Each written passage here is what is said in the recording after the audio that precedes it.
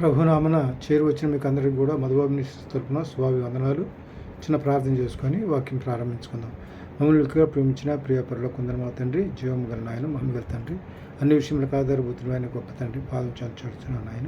ఇవాళ నాయన వాళ్ళు సందేశిస్తుడుగా నాయన వినువర ఆత్మీయ బలపరచబడి స్థిరపరచబడినట్లుగా ఉండినట్లు శ్రద్ధగా ఆసక్తిగా వినగలిగినట్లుగా కూడా నా సందేశం ఉంటాను సహాయం చేయండి. సమస్తం క్రమం అర్జునుడు మీ హస్తాంతో నడిపించమని యేసుపరిచిన తోడి వేడుకుంటున్నాం తండ్రి, ఆమె. ఇవాళ సందేశ పాఠ్యాంశం ఏంటంటే సామెతలు 25వ అధ్యాయం 25వ వచనం. సామెతలు 25వ అధ్యాయం 25వ వచనం.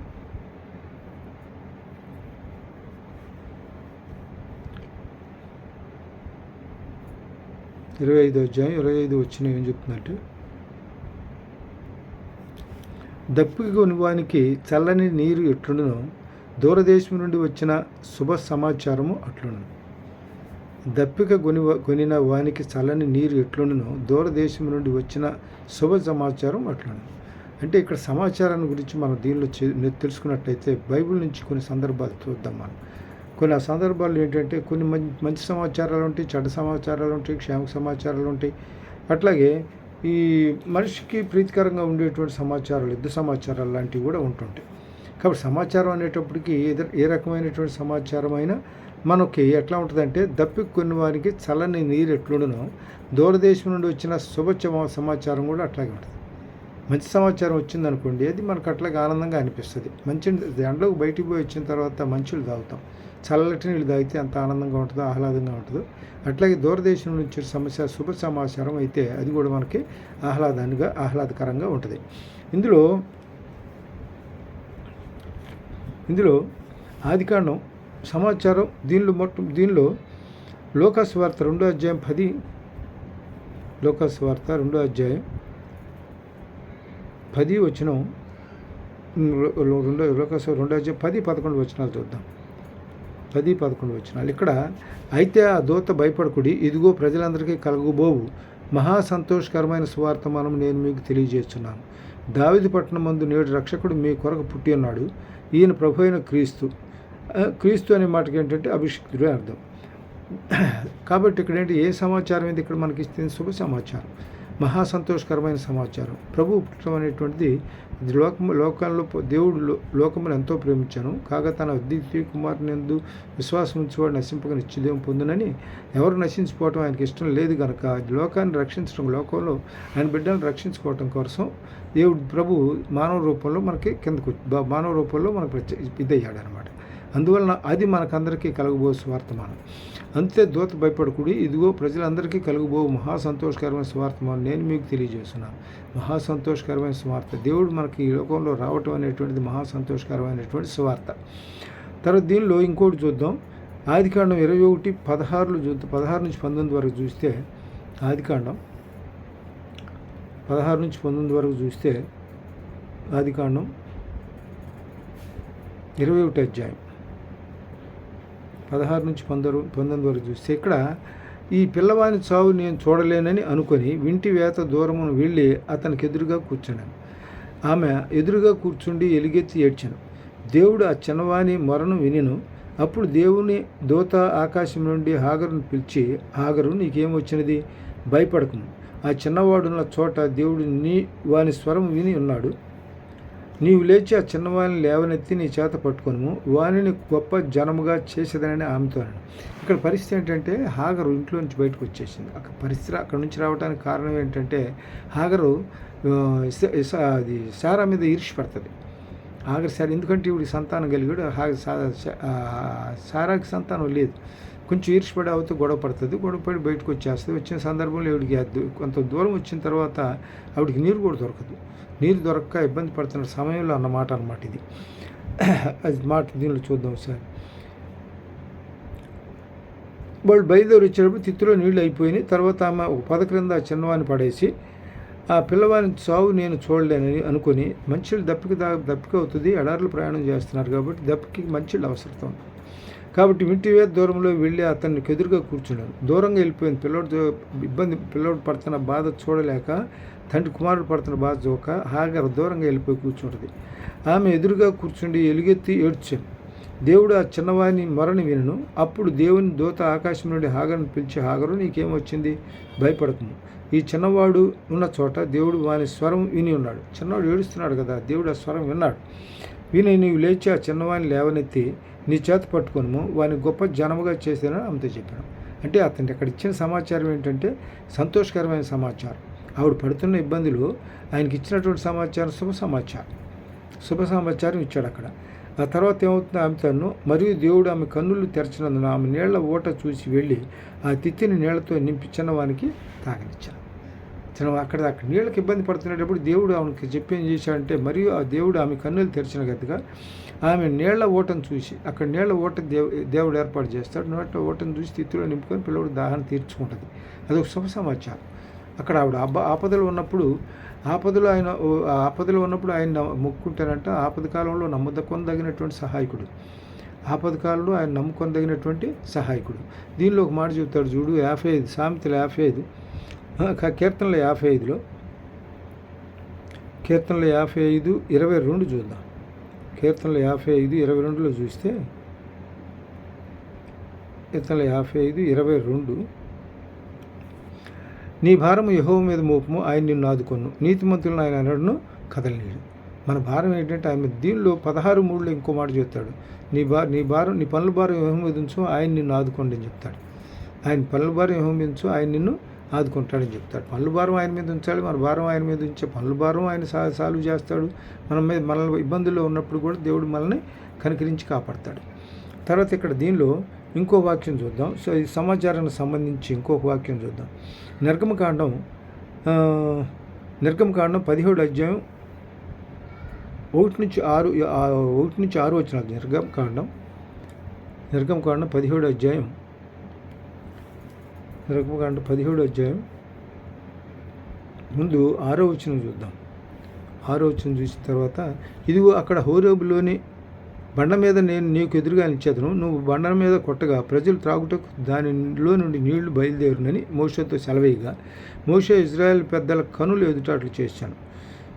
కనులు ఎదురుగా అక్కడ జరిగింది ఏంటంటే, వీళ్ళు ఎక్కడి నుంచి బయలుదేరి వచ్చారో 1 నుంచి చూద్దాం. 1 అధ్యాయం 1వ వచనం నుంచి చూస్తే మనం, ఆ తర్వాత ఇజ్రాయేలీయులు సర్వసమాజం యెహోవా మాట చొప్పున తమ ప్రయాణములలో సీను అరణ్యం నుండి ప్రయాణమైపోయి రెఫీదీములో దిగారు. రెఫీదీంకి వచ్చారు. ప్రజలు తమకు త్రాగ నీళ్లు లేనందున, నీళ్ళు లేకపోతే ఏం చేశారు, దేవుని మీద సనుక్కోరు. మోషే మీద సనుక్కున్నారు. మాకు నీళ్ళు లేవని మోషే మీద వాళ్ళు సనుక్కున్నాడు. వీళ్ళేమో దేవుని దృష్టిలోకి వెళ్ళి వీళ్ళు అక్కడ పరిస్థితులను చూశారు కానీ, ఇబ్బందులను చూశారు కానీ, దేవుడు ఇక్కడ ఇబ్బందిని కాదు, యెహోవా వైపు చూశాడు. యెహోవా వైపు చూసి అక్కడ ఏం చెప్తాడంటే, దేవుడు అక్కడ ప్రజలు నీళ్లు లేక దప్పికొని మోషే మీద సనుగుచు, ఇదెందుకు, మమ్మల్ని మా పిల్లలను మా పశువులను దప్పిచేత చంపుటకు ఐగుప్తులో నుండి ఇక్కడ తీసుకొని వచ్చింది అని సనుక్కున్నాడు. అప్పుడు దానిలో మోషే దీనిలో 7వ వచనంలో ఏం చెప్తాడు, 6వ వచనంలో దేవుడితో మొరపెట్టుకుంటాడు. దేవుడి వైపు చూసి, అయ్యా పరిస్థితి ఇట్లా ఉంది, వీళ్ళ వల్ల నాకు ఇబ్బందిగా ఉంది, బాధగా ఉంది, కాబట్టి వీళ్ళ సమస్యను పరిష్కరింపమని దేవుని వైపు చూస్తాడు. అప్పుడు ఇదిగో అక్కడ హోరేబులోని బండ మీద నేను నీకు ఎదురుగా నిలిచేదను, నీవు ఆ బండను కొట్టగా ప్రజలు తాగుటకు దానిలో నుండి నీళ్లు బయలుదేరునని మోషేతో సెలవేయగా, మోషే ఇజ్రాయెల్ పెద్దల కనులు ఎదుటాట్లు చేశాను. అప్పుడు వీళ్ళ దాహార్తి తీర్చాడు దేవుడు ఆ రకంగా. అంటే ఇది కొంత సమాచారం ఎట్లాంటిదంటే, దేవుడు వాళ్ళకి ఇచ్చిన సమాచారం, ఇక్కడ పలానా దగ్గర పలానా పని చేయి పలానా. తర్వాత కొంత దూరం వచ్చిన తర్వాత వాళ్ళు ఏం చేస్తారంటే, ఈ మారా అనేటువంటిది ప్లేస్కి వస్తారు. మారా దగ్గర నీళ్ళు ఎట్లా ఉంటాయంటే చాదుగా ఉంటాయి. అక్కడ కూడా దేవుడు ఒక మంచి కార్యం చేస్తాడు. వాళ్ళు తాగటానికి చూస్తే నీళ్లు ఏమి లేవు, చేదుగా ఉంటాయి. అప్పుడు ఏం చేస్తారు, వీళ్ళు మళ్ళీ దేశం అడుగుడు. అప్పుడు దేవుని వైపు చూస్తే దేవుడు ఏం చేస్తాడంటే, ఎదురుగా చెట్టు ఉంటుంది, ఆ కొమ్మ విరిసి దానిలో వేస్తే ఆ దప్పకి మారా నీళ్లు మధురంగా మారుతాయని చెప్తాడు. అదొక సమాచారం. అట్లా ఇక్కడ ప్రయాణం అంతట్లో కూడా ఇజ్రాయేలీస్ బానిసలుగా ఉన్న ఐగుప్తు దేశం నుంచి తీసుకొని వచ్చే సందర్భంలో ఎన్నో దేవుడు గొప్ప కార్యాలు చేసి వాళ్ళని జాగ్రత్తగా ఆయన అన్న మాట ప్రకారం పాలు తేనెలు ప్రవహించే దేశాలకు నడిపిస్తాడు. ఈ మధ్యకాలంలో ఎన్నో దేవుడు సూచక్రియలు చేస్తాడు, ఎన్నో మంచి కార్యాలు వాళ్ళ పట్ల జరిగిస్తాడు. తర్వాత ఇంకోటి ఏంటంటే, ఈ లోకాసు వార్తలను 17:17 తర్వాత ఇక్కడ ఈ బైబిల్లో నుంచి కొన్ని విషయాలు మనం తెలుసుకుందాం. బైబిల్లో నుంచి ఏంటంటే సమాచారానికి సంబంధించిన కొన్ని విషయాలు, కొన్ని సందర్భాలు. మొట్టమొదటిది ఏంటంటే ఆదికాండంలో క్షేమ సమాచారం. ఇక్కడ క్షేమ సమాచారానికి తీసుకుంటే ఆదికాండం 43 అధ్యాయం 27 నుంచి 28 వరకు తీసుకుంటే ఆదికాండం 43 అధ్యాయం 27 నుంచి 28 వచనాలు, 2 వచనాలు చూసుకుందాం. 27 నుంచి 28 2 వచనాలు చూద్దాం. అప్పుడు మీరు చెప్పిన ముసలివాడైన మీ తండ్రి క్షేమంగా ఉన్నాడా, అతడు ఇంకా బ్రతికి ఉన్నాడా అని వారి క్షేమ సమాచారం అడిగినందుకు వారు, నీ దాసుడైన మా తండ్రి ఇంకనూ బ్రతికే ఉన్నాడు, క్షేమంగా ఉన్నాడని చెప్పి వారికి వంగి సాగిలిపడ్డారు. ఇక్కడ సందర్భం ఏంటంటే, ఈ యేసోపుని ఏం చేస్తారంటే తండ్రి వీళ్ళని ఏం చేస్తారంటే తీసుకెళ్ళి వాళ్ళ యోగక్షేమం వాళ్ళ మంద కాసుకుంటూ ఉన్నారు వాళ్ళందరూ కూడా. పోయి మంద యోగక్షేమం తెలుసుకొని వాళ్ళకి ఆహారం ఇవ్వమని ఈ యెషయా ఏం చేస్తాడంటే పంపిస్తాడు, దావీదుని పంపుతాడు. దావీదుని పంపితే దావీదు అక్కడ పోయిన తర్వాత వాళ్ళు అక్కడ పోయినాక అప్పుడు పోయిన తర్వాత వీళ్ళు ఏం చేస్తారంటే దావీదుని ఏం చేస్తారంటే ముందు గుంటలో పడేస్తారు, పిట్లో పడేస్తారు. దావీదుని కాదు, యేసోపు వీళ్ళ తమ్ముడు చిన్నవాడు అనమాట. దేవుడు ఇతను ఎవరు,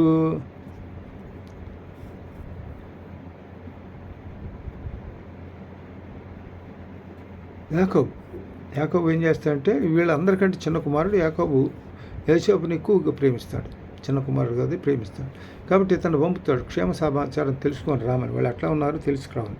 ఎందుకంటే వాళ్ళు గొర్రెలను అక్కడ ఆ టైంలో ఎట్లా ఉండేదంటే మేత కోసం ఎంతో దూరం ప్రయాణం అయిపోతూ ఉండేవాళ్ళు. ఈ మధ్యకాలంలో ఆహారం దొరికితే తినేవాళ్ళు, ఏదో ఒక రకం తిని అక్కడ వాటిని మేపుకొని వస్తుండేవాళ్ళు.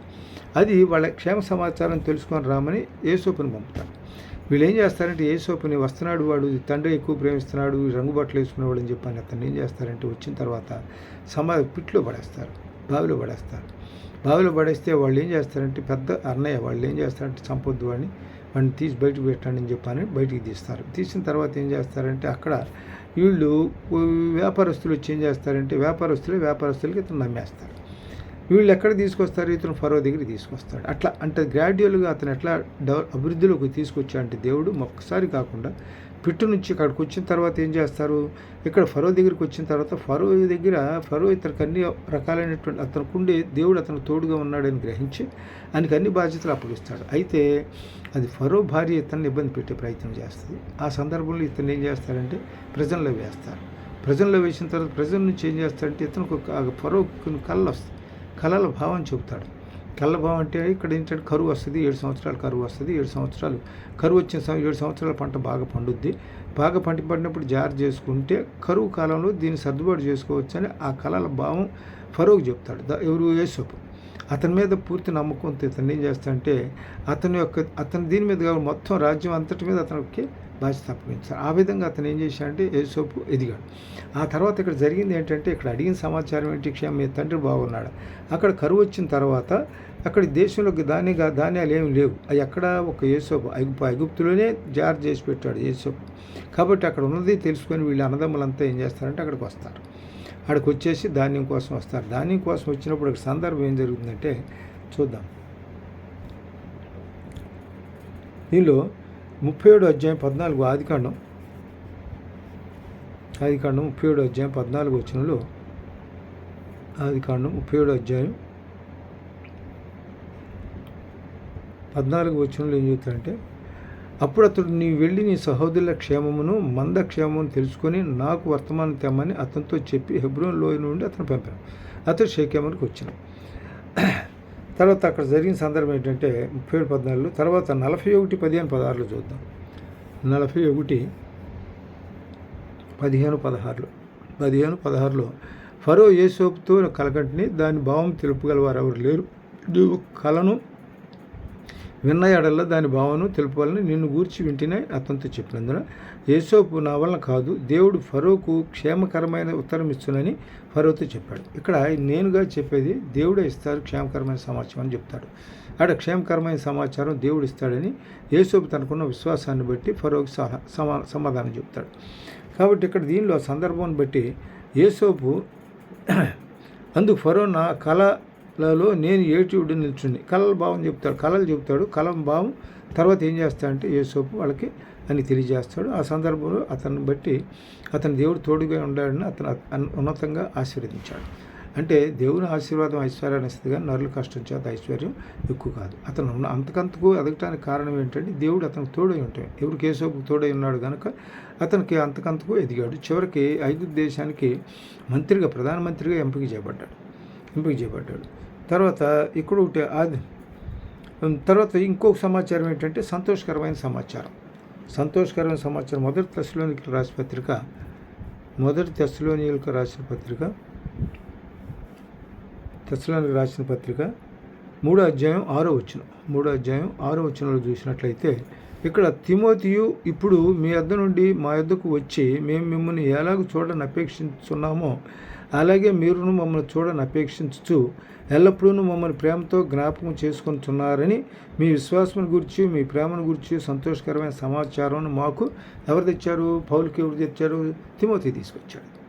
అంటే పౌలు ఆయన వాళ్ళని ఎట్లా చూసుకుంటాడంటే వాళ్ళ పట్ల వాళ్ళకి యోగక్షేమాలు తెలుసుకుంటూ ఉంటాడు ఎప్పటికప్పుడు. వాళ్ళ క్షేమాల గురించి తిమోతి ఇప్పుడు మీ యొద్ద నుండి మా యొద్దకు వచ్చి మేము మిమ్మల్ని ఎలాగ చూడని అపేక్షిస్తున్నామో అలాగనే మీరు మమ్మల్ని చూడని అపేక్షించు ఎల్లప్పుడూ మమ్మల్ని ప్రేమతో జ్ఞాపకం చేసుకుంటున్నారని మీ విశ్వాసం గురించి, మీ ప్రేమను గురించి సంతోషకరమైన సమాచారం మాకు ఎవరు తెచ్చారు? తిమోతి తెచ్చాడు. ఎవరికి? పౌలు భక్తులు తీసుకొచ్చాడు. అందుచేత సహోదరులారా, మా ఇబ్బంది అంతట్లోనూ శ్రమ అంతట్లోనూ మీ విశ్వాసమును చూచి మీ విషయంలో ఆదరణ పొందితిమి. వీళ్ళు ఇక్కడ సందర్భం ఏంటంటే వీళ్ళు విశ్వాసాన్ని బట్టి విశ్వాసంతో ప్రార్థన చేసినప్పుడు ఇతను పేతురు జైల్లో నుంచి బయటకు వచ్చాడు. జైల్లో నుంచి బయటకు రాగలిగాడు. పేతురుని జైల్లో పెడతారు. పేతురు పెట్టినప్పుడు వీళ్ళందరూ కలిసి సంఘంగా కూడి వీళ్ళంతా విశ్వాసంతో ప్రార్థన చేసినప్పుడు అత్యాశక్తితో ప్రార్థన చేసినప్పుడు పేతురు బయటకు వచ్చేస్తాడు. అంటే విశ్వాసం వలన ఎలాంటి కార్యాలైనా తప్పనిసరిగా దేవుడు జరిగిస్తాడు.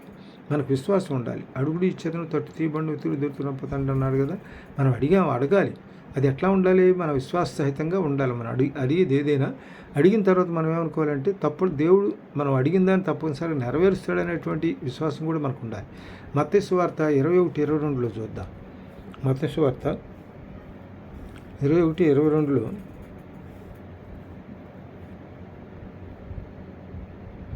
మత్తయి సువార్త 21వ అధ్యాయం 7వ వచనం చూద్దాం. ముందు 7 చూద్దాం.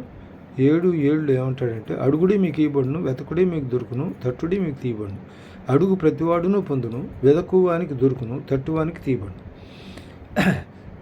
దీనిలో 21లో చూద్దాం. మత్తయి సువార్త 21:22లో ఏం చెబుతాడంటే 21:22లో మరియు మీరు ప్రార్థన చేయనప్పుడు వేటిని అడుగుదురో అవి నమ్మిన ఎడల దొరుకునని నమ్మిన ఎడల. అవి నమ్మటం అంటే అవి దొరికినవని నమ్మాలి. నమ్మిన ఎడల మీరు వాటిని అన్నిటినీ పొందుదురని వారితో చెప్పారు. అందువల్ల ఏంటంటే ఏదైనా మనకు తప్పనిసరిగా దేవుడు మన ప్రార్థనలు అడిగినప్పుడు తప్పనిసరిగా మనకు దయచేస్తాడనే నమ్మకం మనలో ఉండాలి, విశ్వాసం. వీళ్ళు విశ్వాసంతో ప్రార్థన చేసినప్పుడు దాన్ని బట్టి ఇక్కడ ఏం జరిగిందనమాట చూద్దాం. ఇంకో మాట క్షేమ సమాచారంలో ఇక్కడ ఇతనికి 1వ తెస్సలోనికీయులకు రాసిన పత్రిక దీనిలో ఆయన ఏం చేశారు? సంతోషకరమైన సమాచారం గురించి మాకు తెచ్చాను. యోహాను సువార్త 3:23లో 1వ యోహాను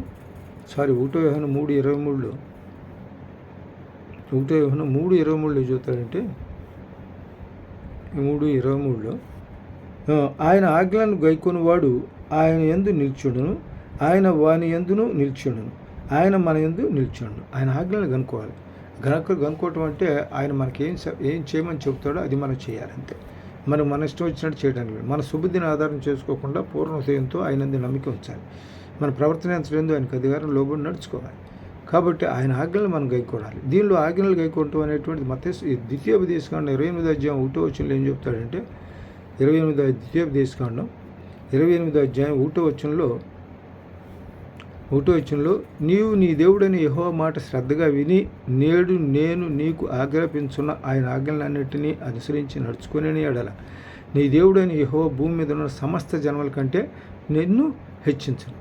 అంటే దేవుని యొక్క ఆజ్ఞలను లోబడి ఉండాలి. మనం దేవుని యొక్క లోబడి నడుచుకుంటే ఆయన మన సమస్త జనాల కంటే మనల్ని హెచ్చిస్తాడు. యెషయా రాసిన పత్రిక 1వ అధ్యాయంలో కూడా చెప్తాడు ఇదే మాట. యెషయా రాసిన పత్రిక 1వ అధ్యాయం 19వ వచనంలో మీరు సమ్మతించిన ఆ మాట వినని ఎడల మీరు భూమి యొక్క మంచి పదార్థములను అనుమతించారు. సమ్మతించడం అంటే దేవుని ఆజ్ఞలకు లోబడి నడుచుకోవాలి. లేదంటే దేవుని ఆజ్ఞలు లోబడకపోతే వాళ్ళకి ఎట్లాంటి పరిస్థితి వస్తుందంటే సమ్మతింపగా తిరుగుబడిన ఎడల నిశ్చయముగా మీరు ఖడ్గం పాలవుదురు. యెహోవా ఇలాగ సెలవిస్తున్నాడు. సమ్మతించకపోతే దేవుని ఆజ్ఞలు లోబడిపోతే ఖడ్గం పాలవుతారు. ఇక్కడ ఈ కోరాహు కుమారులు ఉన్నారు. కోరాహు కుమారులు దీనిలో మనకి కీర్తనలు వాళ్ళు కూడా కోరాహు కుమారులు రాసిన కీర్తనలు ఉన్నాయి. అయితే కోరాహు కుమారుడుగా కోరాహు తండ్రి కొంతమంది దాతాను అబియేలు వీళ్ళు కొంతమంది ఉన్నారు. వీళ్ళు దేవునికి వ్యతిరేకిస్తారు. వ్యతిరేకించడం వాళ్ళు నీకు ఏం చేస్తారంటే నేల నెర్రి విరిచి దానిలో పడి చచ్చిపోతారు. అంటే ఇక్కడ చెప్పింది ఏంటి, సమ్మతింపక తిరుగుబడిన ఏళ్ళ వాళ్ళు తిరుగుబడ్డారు. దేవునికి తిరుగుబాటు చేశారు. దేవునికి తిరుగుబాటు చేస్తే తిరుగుబడిన వల్ల వాళ్ళకి దీనిలో ఇక్కడ నేల నెర్రి విరిచి దానిలో పడి చచ్చిపోయారు. అంటే ఇక్కడ ఎవరైతే తిరుగుబడి చేస్తారో వాళ్ళు ఎట్లా ఉంటారనమాట, ఖడ్గం పాలైపోతారు. దేవుని దృష్టిలో ఖడ్గం పాలైపోతారు. తర్వాత దీనిలో 31:14 తర్వాత 41 అధ్యాయం చూద్దాం. ఆదికాండం 41లో 41:15-16 చూద్దాం. 15-16 ఫరో యేసోబుతో నేను కలగండి. ఇది అంతకుముందు దాని సందర్భం అయిపోయిందిగా. తర్వాత ఇంకోటి ఏంటంటే తెస్సలోనికీ రాసిన పత్రికలో సంతోషం 1 యోహాను 3:23 చూద్దాం. గైకొనుడా ఆయన నిలిచాను.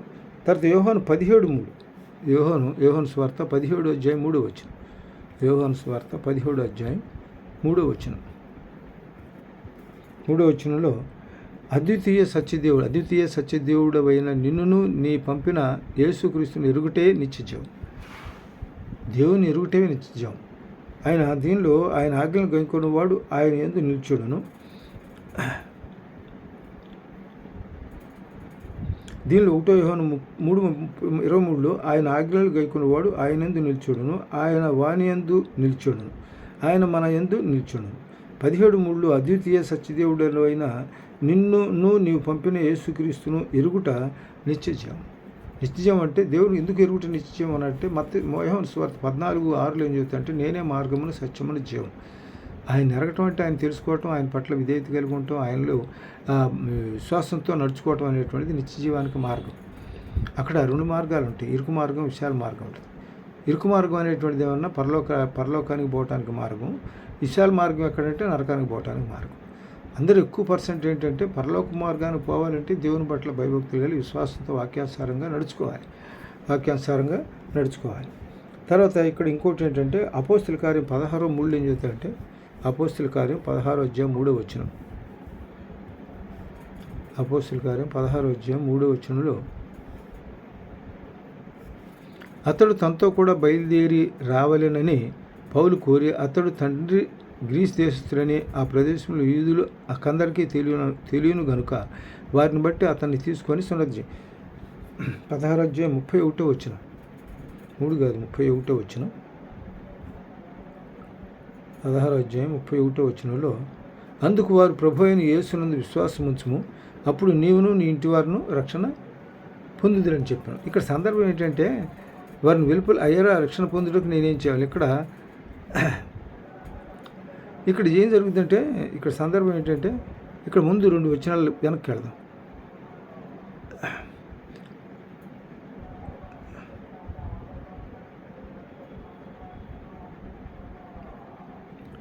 ఇక్కడ పౌలు శీలాలు దేవుని ప్రార్థించు కీర్తనలు పాడుతున్నారు, ఖైదీలు వింటున్నారు.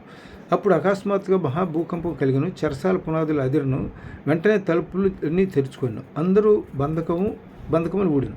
అంత చెరసాల నాయకుడు మేలుకొని చెరసాల తలుపులను తెరిచి ఉండటం చూసి ఖైదీలు పారిపోయారు అనుకొని కత్తి దూసి తాను చంపుకొని పోయారు. అప్పుడు పౌలు నీవు ఏ హాని చేసుకునవద్దు, మేమందరం ఇక్కడనే ఉన్నాము బిగ్గరగా చెప్పాను. అతడు దీపం తెమ్మని చెప్పి లోపలికి వచ్చి వణుకుచూ పౌలునుకు శీలను సాగిలపడి వారి వెలుపలికి తీసుకుని వచ్చి అయలారా రక్షణ పొందుటకు నేనేం చేయవాలని చెప్తాడు. ఆ సందర్భంలో అన్నమాట.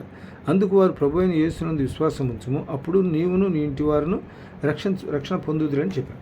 దీనిలో యెహోషువ కూడా ఒక మాట అంటారు, మీరు ఎవరిని సేవించినా కూడా నేను నా ఇంటి వారిని యెహోవాని సేవిస్తామని చెప్పి దీనిలో 24 అధ్యాయం యెహోషువ 24 అధ్యాయంలో చెప్తాడు అన్నమాట. కాబట్టి మనం ఎవరిని సేవించాలి, ప్రభు అయిన యేసుక్రీస్తునే సేవించాలి, కానీ మరొకరిని సేవించడానికి లేదు. ఇక్కడ దీనిలో ఇంకో మాట ఏం చెప్తాడంటే ఈ ఎఫెసీయులు రాసిన పత్రిక 5వ అధ్యాయం 2వ వచనంలో ఎఫెసీయులు రాసిన పత్రిక 5వ అధ్యాయం 2వ వచనంలో క్రీస్తు మిమ్మల్ని ప్రేమించి పరిమళ వాసనగా ఉండుటకు మన కొరకు తను తాను దేవునికి అర్పణగాను బలిగాను అర్పించుకుంటున్నాను. అలాగనే మీరును ప్రేమ కలిగి నడుచుకోవాలి. క్రీస్తు మన గురించి తను అర్పించుకున్నాడు, బలిగా అర్పించుకున్నాడు మనల్ని రక్షించడం కోసం. అందువల్ల మనం కూడా ఎట్లా ఉండాలి అంటే, మనం బలిగా అర్పించుకోనే అంత మనకి త్యాగం మనం చేయలేం, కానీ ప్రేమ కలిగి ఉండాలి, సహోదర ప్రేమ కలిగి ఉండాలి. తర్వాత 1 పేతురు 4:8 ఏం చెప్తారంటే, మొదటి పేతురు 4:8 4వ అధ్యాయం 8వ వచనంలో, మీరు ఆయన చూడకపోయినను ఆయనను మిమ్మల్ని ప్రేమించున్నారు, అప్పుడు ఆయనను కనులార చూడకే విశ్వసించుచు మీ విశ్వాసమునకు ఫలమును అనగా ఆత్మరక్షణను పొందుచు చెప్పని అసఖ్యమును మహిమాయుక్తములైన సంతోషము గలవారై ఆనందించున్నారు. సంతోషం దేని ఆయన గురించి తెలిసిన వెంటనే మీరు ఆయన చూడకపోయినను ఆయన ప్రేమించున్నారు. ఇప్పుడు చూసి ప్రేమించడం వేరు, చూడక ప్రేమించడం వేరు. తోమా ఉన్నాడు, తోమా ఆయన నమ్మల. నీ చేతుల్లో ఆయన సిలువ వేసిన తర్వాత ఆయన మళ్ళీ రెండోసారి కనపడినప్పుడు, సిలువ వేసిన తర్వాత ఆరోహణం అయి తర్వాత శిష్యుల దగ్గరికి వచ్చి కనపడినప్పుడు ఇట్లా దేవుడు కనపడ్డాడని చెప్పాను అంటే ఈయన నమ్మడు. ఆయన చేతుల్లో ఏళ్ళు పెట్టి కాదు, గాయాలైనాయి కదా, ఆ ఏళ్ళు పెట్టి చూస్తేనే కానీ నమ్మనన్నాడు. కాబట్టి ఇక్కడ దీనికి ఆ సందర్భాన్ని మీరు ఆయన చూడకపోయినను ఆయన ప్రేమించున్నారు, ఇప్పుడు ఆయన్ను కనులార చూడకే విశ్వసించు మీ విశ్వాసమునకు ఫలమును అనగా ఆత్మరక్షణను పొందుచు చెప్పన అసఖ్యమును మహిమాయుక్తములైన సంతోషం గలవారి ఆనందించున్నారు. అంటే మనకి ఇప్పుడు ఆయనలో ఉన్నటువంటి ఆయన బట్టి మనకున్న విశ్వాసం ఏంటంటే మనకు సంతోషాన్ని ఇస్తుంది, ఆయన మనకు సంతోషాన్ని ఇస్తుంది. తర్వాత ఇంకొక వాక్యం ఏంటంటే, మొదటి తెస్సలోనికి రాసిన పత్రిక 4వ అధ్యాయం 9వ వచనంలో, మొదటి తెస్సలోనికి రాసిన పత్రిక 4వ అధ్యాయం 9వ వచనంలో ఏం చెప్తారంటే, మీ యొద్ద మాకెట్టి ప్రవేశం కలిగనో అట్టి జనులు మమ్మల్ని గూర్చి తెలియజెప్పుతున్నారు, మరియు మీరు విగ్రహములను విడిచిపెట్టి జీవం గలవాడును సత్యవంతుడునగు దేవునికి దాసులగుటకును దేవుడు మృతుల్లోండి లేపిన యేసు అనగా రాబో ఉగ్రత నుండి మనల్ని తప్పించున్న ఆయన కుమారుడైన యేసు పరలోకం నుండి వచ్చినని ఎదురు చూచుటకును మీరు ఎలాగూ దేవుని వైపు నాకు తిరిగిరో ఆ సంగతే వారి తెలియజేస్తున్నారు. అంటే దేవుని గురించి తెలియజేస్తున్నారు. ఇక్కడ దేవుని గురించి ఆయన బోధనలో ఏం చేశారంటే, కొంతమంది అబద్ధ బోధకులు ఉంటారు. వీళ్ళు చేసింది ఏంటంటే, పౌలు ఆయన నిజమైన బోధ అంటే యథార్థమైన బోధ చేశాడు, వాక్యానుసారమైన బోధ చేశాడు. ఇక్కడ దీనిలో ఇంకో మాట ఏంటంటే, అబద్ధ బోధ చేస్తే ఏమవుతుందంటే ఇబ్బంది వస్తుంది. గలతీలు రాసిన పత్రిక 1వ అధ్యాయం 18వ వచనంలో చెబుతా అంటే, గలతీలు రాసిన పత్రిక 1వ అధ్యాయం 18వ వచనంలో ఏమంటాడంటే, 18వ వచనంలో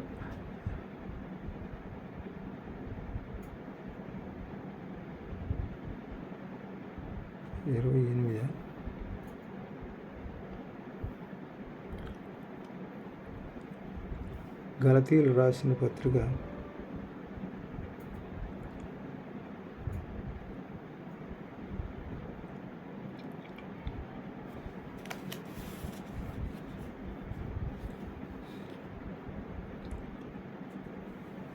గలతీ 1వ అధ్యాయం 8వ వచనం, గలతీ రాసిన 1వ అధ్యాయం 8వ వచనం చూద్దాం. 8వ వచనంలో, మేము మీకు ప్రకటించిన సువార్త గాక మరి ఏ సువార్తను మేమైనను పరలోకము నుండి వచ్చిన ఏ ఒక్క దేవత అయినను మీకు ప్రకటించిన ఎడల అతడు శాపగ్రస్తుడవుతాడు. అంటే ఇక్కడ వీళ్ళు ప్రకటించిన సువార్త కాకుండా మరి ఏ రకమైన సువార్త అని, భిన్నమైన సువార్త అంటే అబద్ధ బోధ అనమాట. దాన్ని అబద్ధ బోధ ఎవరు చేసినా కూడా వాళ్ళు శాపగ్రస్తులు అవుతారు. దీనిలో ఇర్మియా 48:10 ఏం చేస్తాడు, ఇర్మియా 48వ అధ్యాయం 10వ వచనంలో, ఇర్మియా 48వ అధ్యాయం 10వ వచనంలో ఏం చెబుతాడంటే, యెహోవా కార్యములు అశ్రద్ధగా చేయవాడు శాపగ్రస్తుడగును, కాగా రక్తము వాడ్చకుండా ఖడ్గము దూయివాడు శాపగ్రస్తుడు. కానీ యెహోవా కార్యాలు అశ్రద్ధగా చేస్తే శాపగ్రస్తుడు అవుతాడు. చేసే బోధ కూడా ఎలా, ఇప్పుడు దైవజనుడు ఇప్పుడు జయపుడు మాట్లాడి గలతీ 1:8 ఏం చెప్పాడు మనకి, గలతీ 1:8 క్రీస్తు కృపను బట్టి మిమ్మల్ని పిలిచిన వాని విడిచి భిన్నమైన సువార్త తట్టుకు మీరింత త్వరగా తిరిగిపోవడం చూడగా నాకు ఆశ్చర్యం. అంటే ఇక్కడ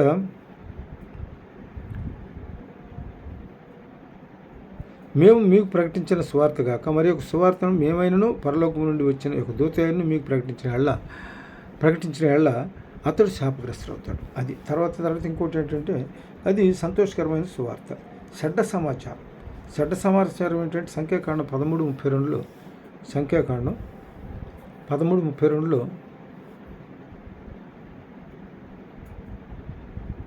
సంఖ్యాకాండం 13:32 మరియు వారు తాము సంచరించి చూచిన దేశమును గూర్చి ఇజ్రాయేలుతో చెడ్డ సమాచారం చెప్పి, మేము సంచరించి చూసిన దేశంలో తన నివాసులను భక్షించు దేశము, దానిలో మాకు కనబడిన జనులందరూ ఉన్నత దేహులు. అక్కడ నెఫీలీయుల సంబంధులైన అనాకు వంశపు నెఫీలీయులను చూచితిమి. మా దృష్టికి మేము మిడతల వలె ఉంటిమి, వారి దృష్టికి అట్లే ఉంటిమని చెప్పి ఇక్కడ ఏం చేశారంటే, అక్కడ దాని ఉద్దేశం ఏంటంటే, సంఖ్యాకాండంలో చెడ్డ సమాచారం అంటే వీళ్ళు అక్కడ చేసి తీసుకొచ్చిన ఇన్ఫర్మేషన్ ఏంటంటే, వాళ్ళ ముందు మనం నిలబడలేమనేటువంటిది వీళ్ళ అభిప్రాయం. అంటే మనం అక్కడ పోయి ఎంతమంది అక్కడ వెళ్ళింది ఎవరు? యెహోషువ, కాలేబు, మిగతా వాళ్ళతో కలిసి 12 మంది వెళ్ళారు. 12 మందిలో యెహోషువ, కాలేబు మంచి సమాచారం తెచ్చారు. అంటే వీళ్ళు దేవుని వైపు చూశారు.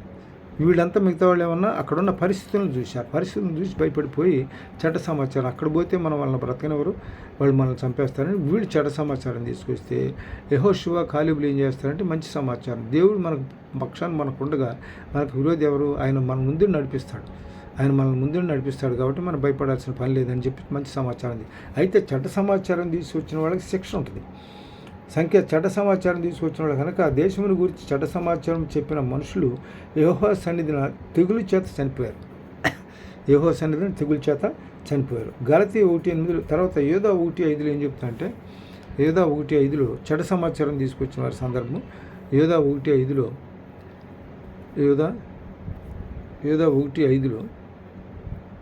1 అధ్యాయం 5వ వచనంలో ఏం చెప్తా అంటే, ఈ సంగతులన్నీ మీరు ముందటనే ఎరిగి ఉన్నారు. నేను మీకు జ్ఞాపకం చేయకూరుచున్నదేమనగా, ప్రభు ఐగుప్తులో నుండి ప్రజలను రక్షించినను వారిలో నమ్మకం పోయిన వారిని తర్వాత నాశనం చేశాను. అంటే దేవుడు క్షేమంగా వాళ్ళని ఐగుప్తు పాలు తెలిసి ప్రవర్తించే దేశాన్ని తీసుకెళ్ళినా దేవుని పట్ల వీళ్ళకి నమ్మకం లేకుండా పోయింది. అందువలన అలాంటి వాళ్ళని ఏం చేశాడంటే దేవుడు మొత్తాడు. మధ్యలో చాలామంది చచ్చిపోయారు, మధ్యలో చాలామంది రాలిపోయారు. తర్వాత ఇక్కడ ఇంకో సందర్భం ఏంటి? చెడ్డ సమాచారం. హెబ్రీలు రాసిన పత్రిక 3వ అధ్యాయం 17-18 వచనాలు ఏం చెబుతాయంటే, ఎవరి మీద 40 ఏండ్లు ఆయన కోపగించనో పాపం చేసిన వారి మీదనే కదా వారి శవములు అరణ్యంలో రాలిపోయాను. ఆయన ఎవరి మీద కోపగించాడు? వీళ్ళు సనుక్కున్నారు.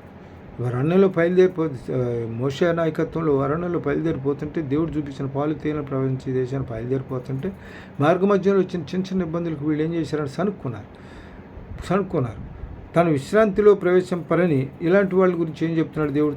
తన విశ్రాంతిలో ప్రవేశింపరని ఎవరిని గురించి ప్రమాణం చేసినో అవిధేయులు వారిని గురించే కదా. కాగా అవిశ్వాసం చేతనే వారు ప్రవేశింపలేకపోయారని గ్రహించున్నాను. అంటే వాళ్ళ అవిధేయతను బట్టి, దేవుడిని నమ్మల విశ్వాసం లేకపోవటాన్ని బట్టి వాళ్ళు ఏం చేశారంటే మార్గ మధ్యలోనే రాలిపోయారు. తర్వాత ఇంకోటి ఏంటంటే,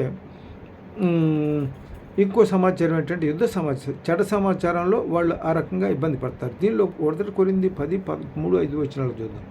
1 కొరింథీయులకు రాసిన పత్రిక 3వ అధ్యాయం 1 కొరింథీయులకు రాసిన పత్రిక 3వ అధ్యాయం 10వ అధ్యాయం 3-5 వచనాలు. 10వ అధ్యాయం 3-5 వచనాల్లో, అందరూ ఆత్మ సంబంధమైన ఒకే ఆహారం భుజించిరి, అందరూ ఆత్మ సంబంధమైన ఒకే పానీయమును పానం చేసిరి, ఏలనగా తమను వెంబడించిన ఆత్మ సంబంధమైన బండలోని త్రాగిరి. ఆ బండ క్రీస్తే. అంటే దేవుని అనుసరించారు వీళ్ళంతా కూడా విశ్వాసంతో. అయితే వారిలో ఎక్కువ మంది దేవునికి ఇష్టలుగా ఉండకపోయారు కనుక అరణ్యంలో సంహరింపబడ్డారు. దేవునికి ఇష్టలుగా లేరు. విశ్వాసంతో ఉన్న వాళ్ళంతా, దేవుని చేత నడిపించబడ్డ వాళ్ళంతా, విశ్వాసం కలిగిన వాళ్ళంతా క్షేమంగా చేరారు.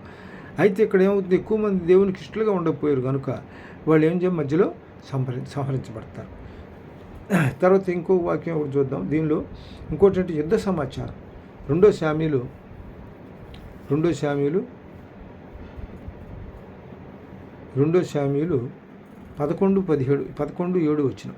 అధ్యాయం 7వ వచనంలో యుద్ధ సమాచారం.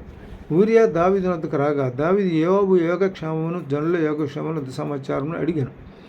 అక్కడ ఈ యూరియా ఏం చేస్తాడంటే ఏరియాను పంపించమంటాడు.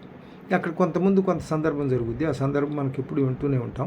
కానీ ఇక్కడ ఏం చేస్తాడంటే యూరియాను పంపించమంటాడు. ఇక్కడ దానికి ఏంటంటే 51 కీర్తన రాసిన సందర్భం అది.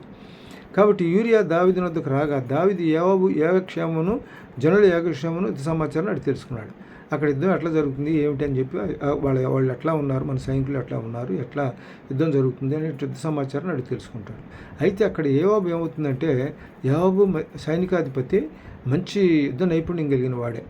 అందువలన యోవాబుని ఏం చేశాడంటే దావీదు ఎంపిక చేసుకొని సైన్యాధిపతిగా ఎంపిక చేసుకున్నాడు.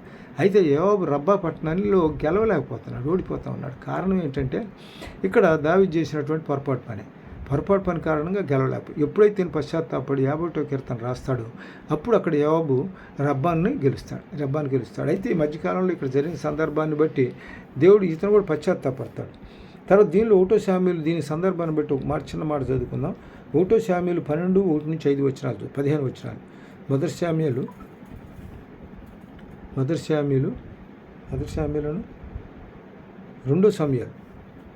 2 శామ్యూయలు 12 అధ్యాయం 1-15 వచనాల దాకా చదువుదాం. అందులో అవసరం లేదు 15 వచనాల దాకా. కాగా యెహోవా నాతాను దావీదు వద్దకు పంపెను. అతడు వచ్చి దావీదుతో ఇట్లన్నాడు, నేను ఒక పట్టణమును 2 మనుషులు ఉండిరి, ఒకడు ఐశ్వర్యవంతుడు, ఒకడు దరిద్రుడు. ఐశ్వర్యవంతునికి విస్తారంగా గొర్రెలను గొడ్లను కలిగి ఉన్నాను. 5వ వచనం చూద్దాం. 5వ వచనంలో దావీదు ఈ మాట విని ఆ మనుషుని మీద బహుగా కోపగించుకొని యెహోవా జీవము తోడు నిశ్చయముగా ఈ కార్యం చేసిన వాడు మరణపాత్రుడు. ఏం చేసింది అది? నాతాన్ని ఇతను గద్దించడానికి ప్రవక్తను పంపించాడు ఇక్కడికి దేవుడు. ఎందుకంటే ఈ చేసిన తప్పును తెలియపరచాలిగా, చేసిన తప్పు పశ్చాత్తాపడటం కోసమని ఇట్లా చేశాడు. దావీదు ఆ మాట విని ఏ మాట వింటాడు?